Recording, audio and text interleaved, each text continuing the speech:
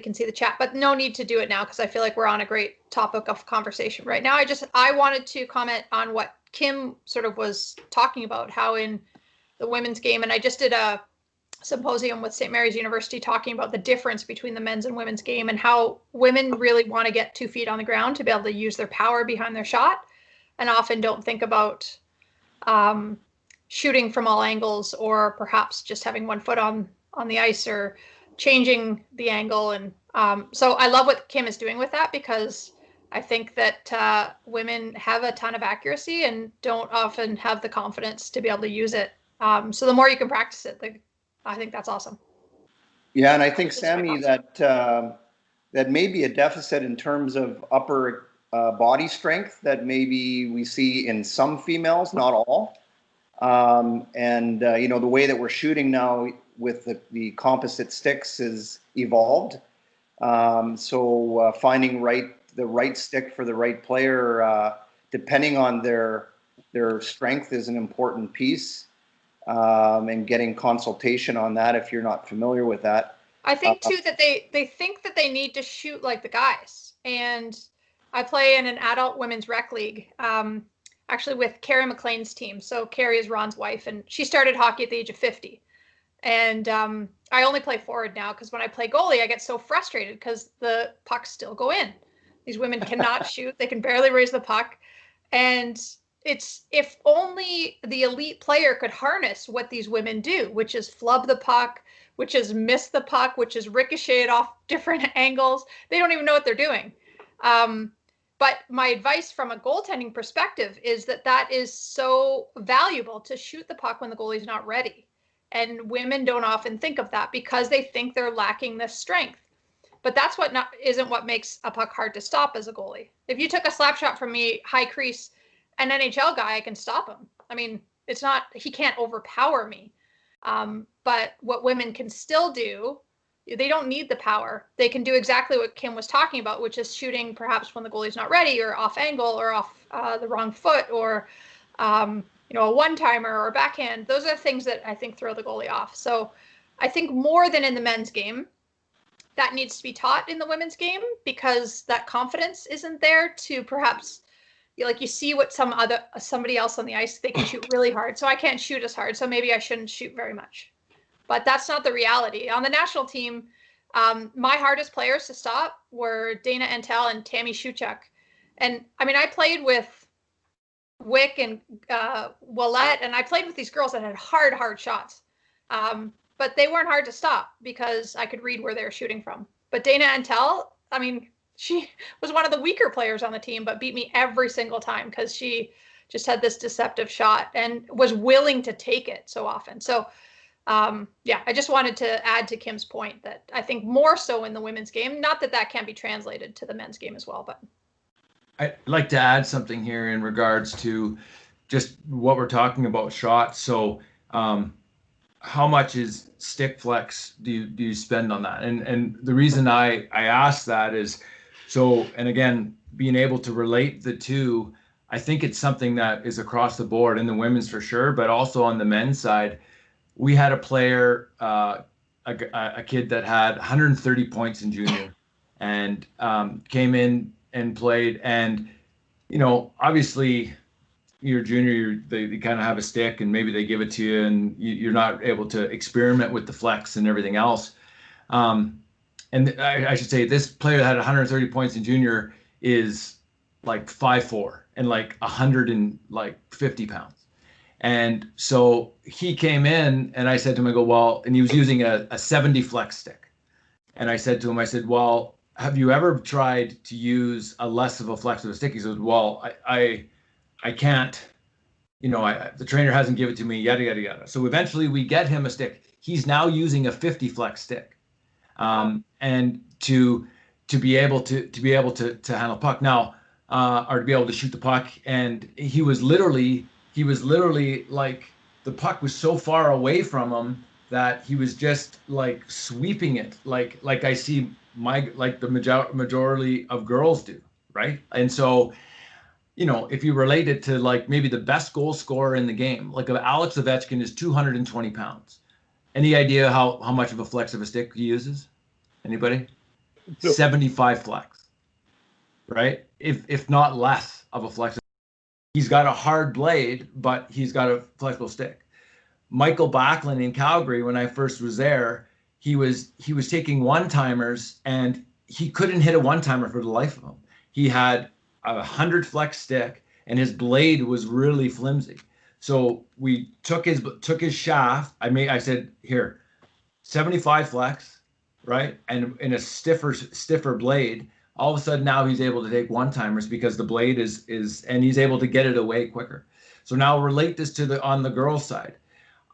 I've got girls that they came with us and they got 50 flex, 75 flex. They got their dad's old stick. It's like an 85 flex, and they're shot putting the puck. Like you're getting them to pass, and it's an absolute grenade when they pass it.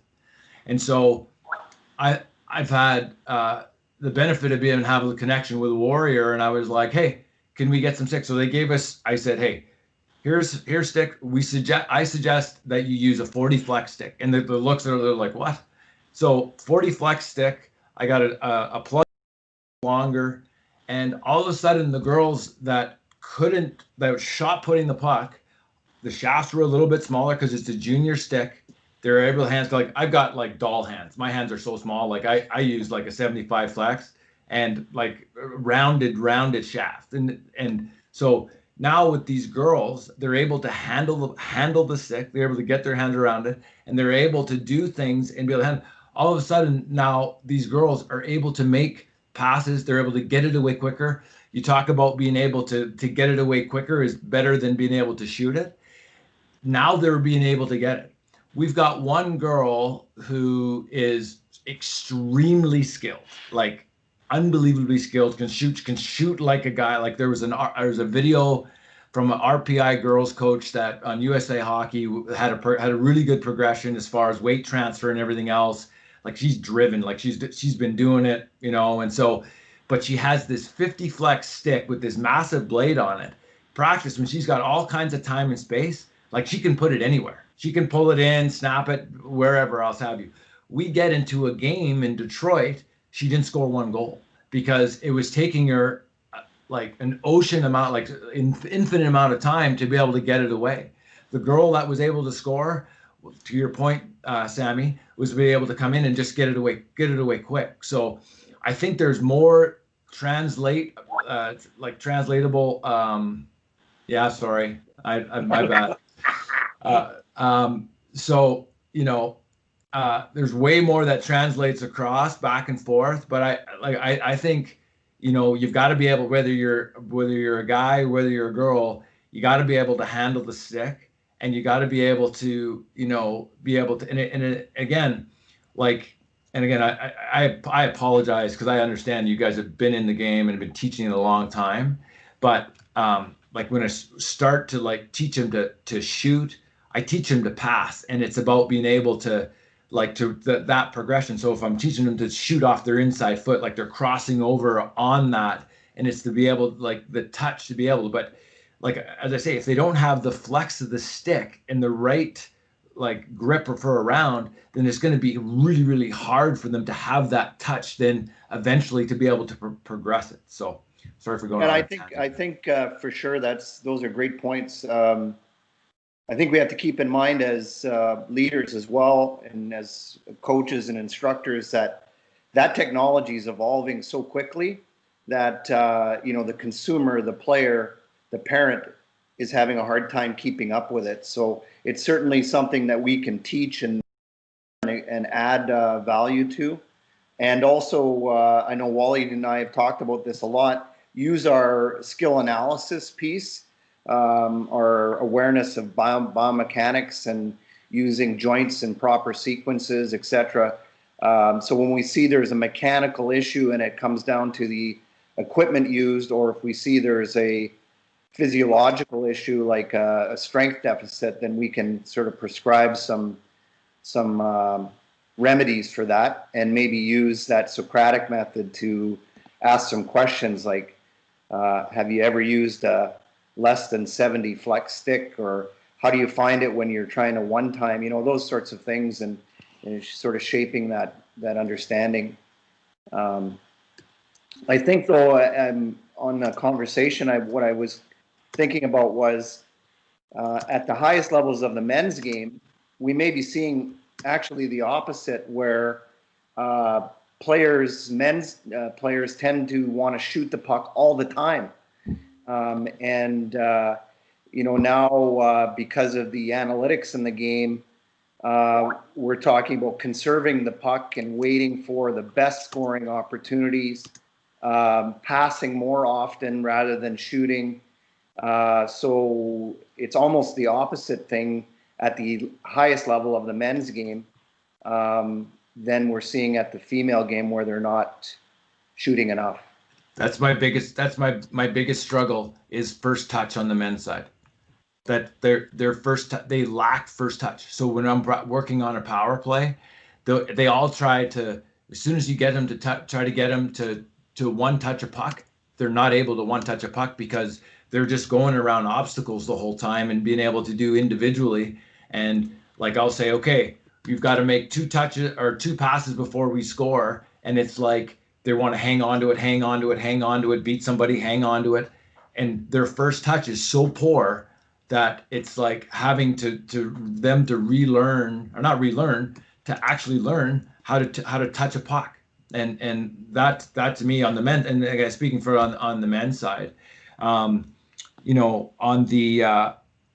kind of relating that on the girls' side, and again, like obviously, like I dove into this is just based on seeing on the deficits of my own girls and what they have and what they don't have.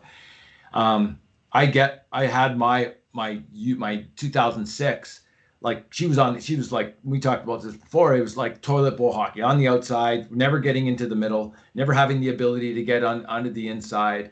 And so like having her play against U10s and to be able to just be like, okay, physically she's not going to be worried about it, but now she's able to, and I'm like, I need you to get to the inside. So I need you to try to get to the inside and be able to, get there, to understand, like, I got to slip this through or whatever it is. But like that's been a part of the process of getting her to try to get into the inside, because that's the biggest thing that they lack. Like, and again, correct me if I'm wrong. Like if I'm looking objectively as to what my girls can't do is they can't score, right? Like I look at that, I'm like, they can't score. So how does that filter underneath that? Like, how do I get into that? Well, it's because, like you say, they don't get it away quick. They don't get they don't get to the inside. They don't get to the space to the inside, right? And part of that is whether it's confidence of not never being given the ability to be able to do it.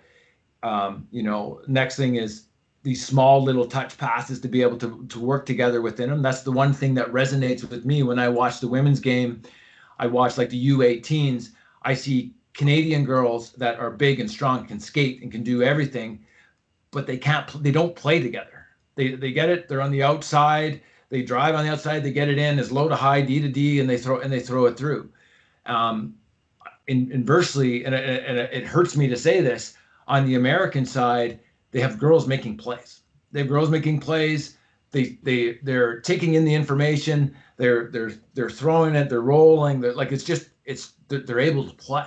And so, I guess that's where, I try to with building like the practice and everything else, trying to be like, okay, this is the skill that we lack as girls. It's the shooting, but like what enables them to do that? Like what filters down? And the one, again, I apologize for kind of taking the floor here, but the one thing that resonates with me is that, and it goes back to Malcolm said about in providing the environment, is the environment conducive to be able to let these girls battle and then be able to be like, you know what?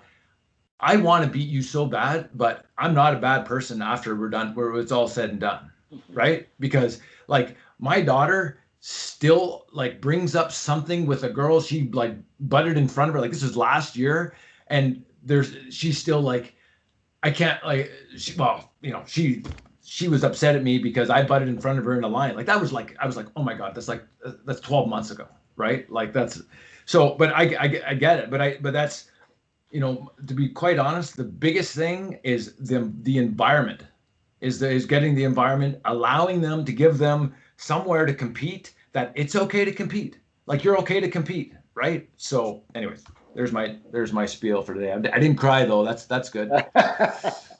Love the passion, Dom. Love the passion. Dom, I'm going to send you some drills to help you with the getting pucks out of traffic. Sammy would know this. I was only good at two things. Wally might know too. I was fearless of getting pucks in front of the net, and I can score from anywhere from the top or from the hash marks down. I can't shoot it from the top of the circle. My players make fun of me. But I had a great understanding of that. And I would say an easy fix is just do a drill, even if it's a passing drill, just a quick release where your players have to have their hands in front, be square to the passer, and from the top of the circle down, their stick is on the ice and they're not allowed to lift it. Okay, I know it sounds like it was passing, like it's a passing shooting drill, but I find even just telling my players every time you're from the top of the circle down, you have your hands away, you're open up, square to the puck. I know sometimes they're going to receive it on their backhand, like stuff happens, but doing drills like that where passes are coming from down low and they're just staying square in the transitional skating that comes with that, pivoting forward to backwards so they always have their eyes on the puck. I found when I teach that with teams, even just doing it for 10 minutes, I get an email from the coach next game going, oh, we scored 2 more goals, which in girls hockey is like scoring 12 goals if you get 2. So that to me is a really easy fix. They like to kayak down the ice, right, when they're in the slot. So they have, just get your stick on the ice, be square to where the pass is coming from, with your stick blade, which might take you a month to have them figure out, but that's it. And then you're just tapping it in the net most of the time, because 95% of the goals in girls hockey, as Sammy knows, are from the house because no one is sniping it from outside the house. It's with traffic. Like, there's not a lot of beautiful, like, toe drag, Austin Matthews bar down goals. And I don't think there should be or shouldn't be. It's just not what you see in the majority of the women's games. So I think you're right on track, and I have a couple drills I'll send you for that.